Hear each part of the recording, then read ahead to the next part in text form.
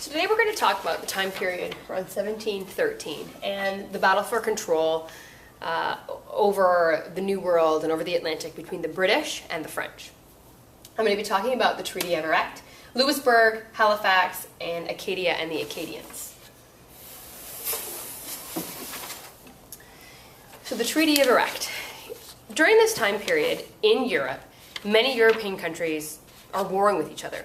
And the battle between the British and the French is constantly ongoing. And the kings of these two countries decide that they're going to make the New World and colonies in the New World a prize for winning wars back in Europe. So in 1713, Britain wins the war in Europe, and they decide on the Treaty of Urecht. And there are some things that the French have to give up because of this treaty. So the French, first they have to give up all their trading ports in the Hudson's Bay region.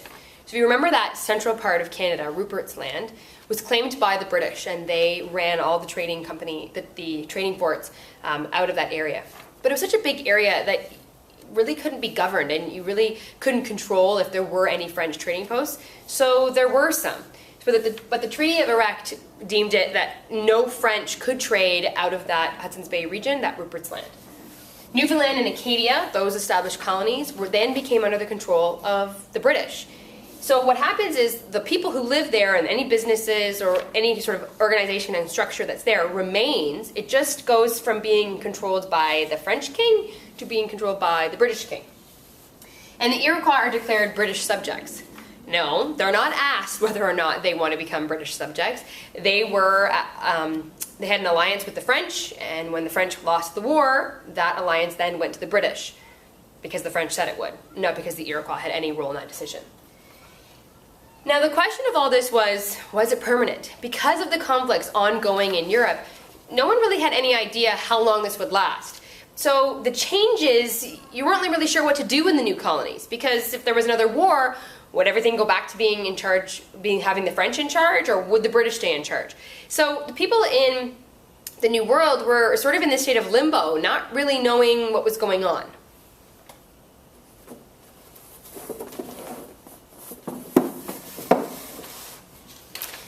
So the French decide that they're going to establish Louisbourg.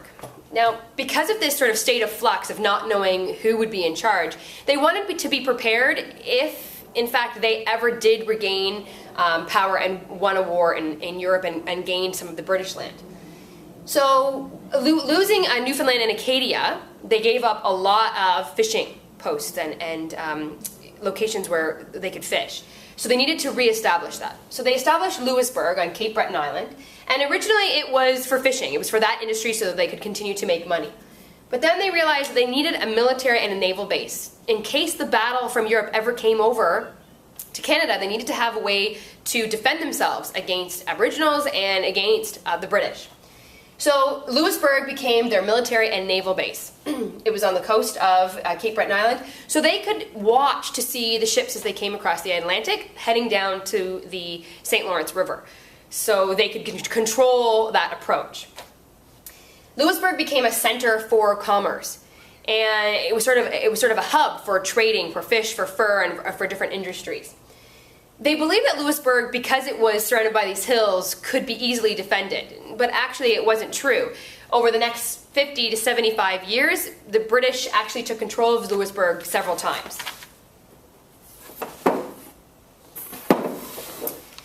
Once the British got word that the French had established Louisbourg, they decided we need to have our own military base for the same reasons. One, to control the Atlantic and the St. Lawrence River, and also to protect themselves in case the battle from Europe ever did come over to Canada. So if they have to have one, we need one. They built it on a harbor, so it was easily defended because you could see who was approaching at all times. It was a fort defended by a wall. So the traditional forts that we see nowadays, as opposed to a stockade, which was made out of stone, which is what Louisbourg was made out of. And it proved to be true that this one actually was more easily defended.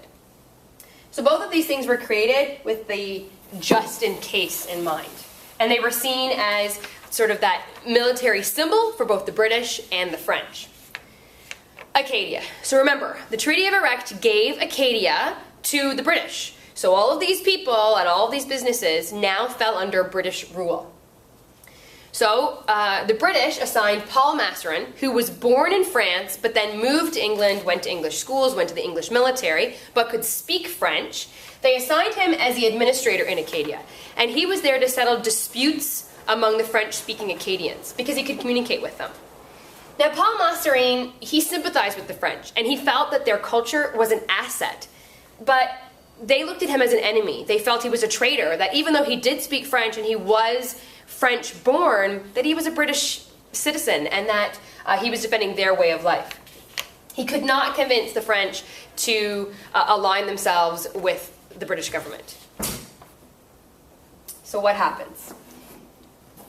The Acadians are under British control. The population is mostly French Catholic. And the British government wants them to sign an oath of allegiance where they vow that they're going to follow British rule and they're going to follow British culture and British laws and British ways. And many of them refuse. So between 1755 and 1762, the Acadians are deported. They're shipped out. They're put on British ships and they're sent to the 13 colonies or back to France. And many of them die along the way. Many families are separated. They never see each other again. In 1755 was the most, but over the time, 11,000 Acadians are deported from Canada. Once you're deported, their homes and their farms are burned, and all of their property is confiscated.